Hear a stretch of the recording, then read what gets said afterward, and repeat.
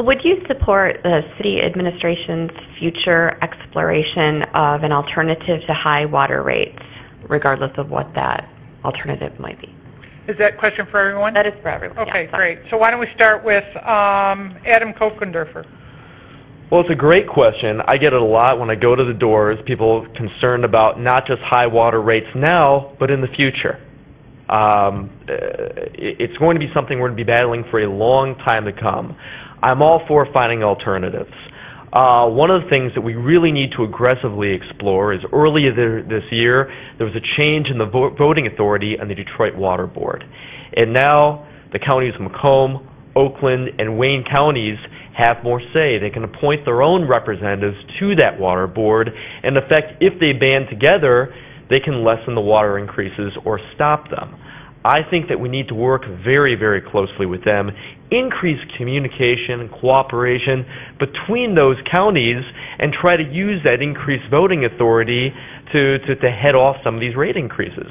That's why I agreed with the decision to stop the talk of the water reservoirs. It just didn't make any sense whatsoever in light of this change on the water board. And if we can explore any other alternatives, people have talked about purchasing water from other cities, in fact, that are actually getting water from other places and from the lakes, and we should explore any sort of cooperation or agreement we could have with them to purchase water elsewhere. I'm not happy with the fact that he has a monopoly on this. If we break that monopoly, I think we need to move pretty aggressive because the water board has a lot of debt. It's going to mature in the next couple of years at a very aggressive rate, and Michigan's been losing population. The more that we lose population, the less people they have pay off that debt, and they're going to be looking for us to pay the bill. And so I would start that process here and now of exploring alternatives. Lori Puskas? I agree that our water rates are of a great concern to our residents. It's always other possibilities of reduce those water rates. It is a wonderful thing that now we do have more say concerning the Detroit water department and sewer department. This past year, so disappointing to see what happened here in our city with the reservoir situation. It was very clear to me that when you looked at business analysis, it wasn't a legitimate case for building the $20 million reservoirs.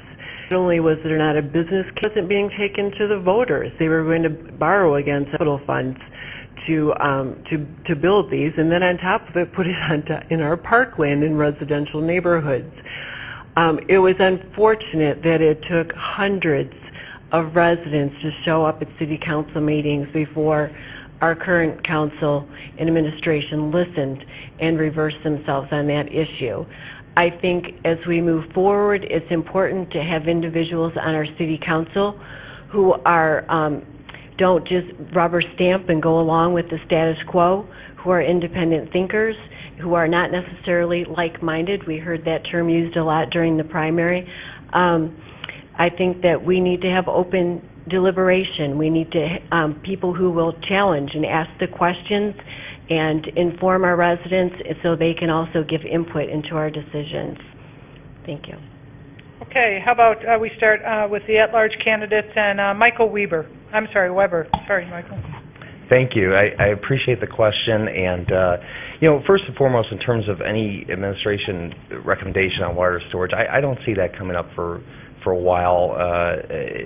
Given the discussion that we had in the winter time, I think two critical things happened around that time, and one of them was the corruption case that came out in December with regard to Mayor Kilpatrick and some of his colleagues, specifically a gentleman who ran the Detroit Water and Sewer Department, who then went down to San Antonio to run their department.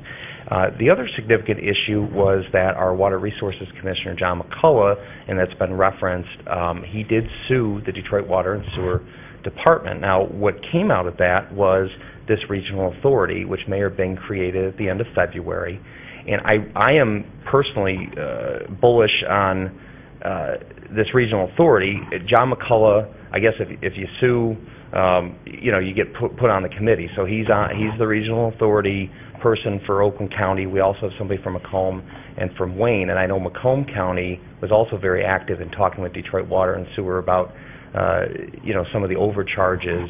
And we really need somebody that is going to stick up for the suburbs on there. And I don't think you're going to see decreased rates, but I think what you're going to see is you're going to see that elevator that we're currently on in terms of the increased rates possibly go lower.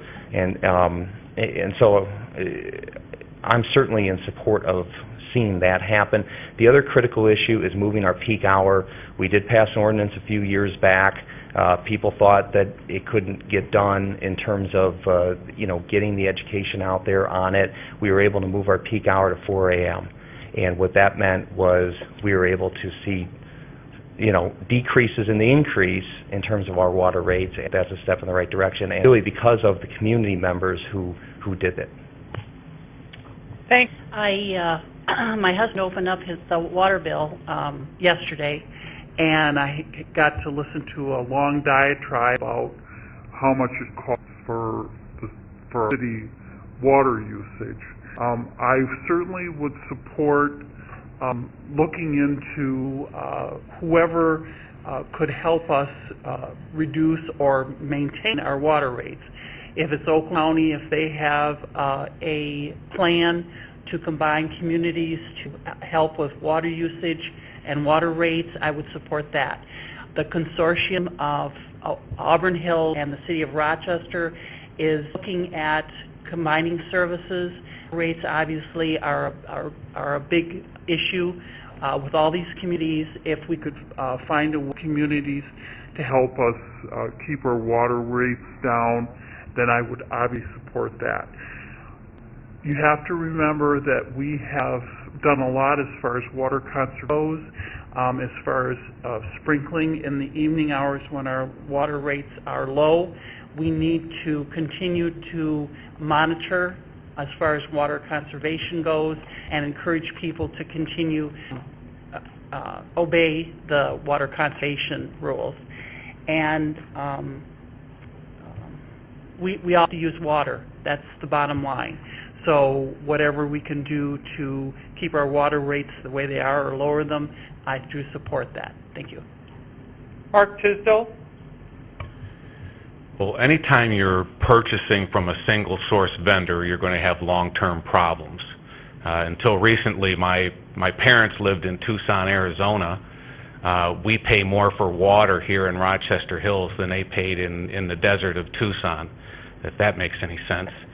But as recently as July 27th, Oakland County Water Commissioner John McCullough was on the Paul W. Smith program on WJR, advocating that communities in Oakland County very seriously look at water reservoirs. Now, I don't know that that's the answer here, but it's an idea that is still being thrown around by people at the very top of our water chain here in the county. He used Harrison Township's 750,000 gallon reservoir as an example. That happens to be on county land, on county spillway.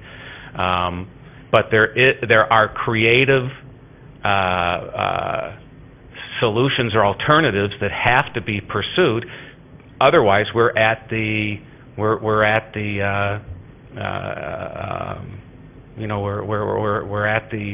hands of a single vendor supplier. Dee Hilbert. That issue, the water reservoir issue, I followed for the whole last year, and it's really sad that the majority of the council continue to pursue that and push that through despite many questions, many objections from many different areas of the community regarding this issue. It was just a waste of time and taxpayer dollars, but what's interesting is the water ordinance, which was passed a couple years ago. I thought this year was kind of interesting because it didn't really start moving along until about middle of July, and I'm understanding it's because a resident called the city and said, hey, where's our water ordinance? Why aren't we enforcing it? And all of a sudden the signs came out, and they're being placed at different parts in the city, and people are aggravated. I think we need a better enforcement of our water ordinance. In the city of Troy, they enforce their water ordinance with little trouble at all, and they have a significant savings yearly by doing that. So there's more we could do to save more money as far as enforcing our water ordinance. And as far as like a plan, like building water reservoirs, a lot of the examples that were given last year for water reservoirs, it wasn't apples to apples. It was like, communities that have like a GM plant or some of the examples they were giving, they're not even using their water reservoirs because they're so. If we're going to look at that kind of thing, we really need good information, factual information. We need a good business plan. And for us to spend $15–20 million, we're looking at police and roads.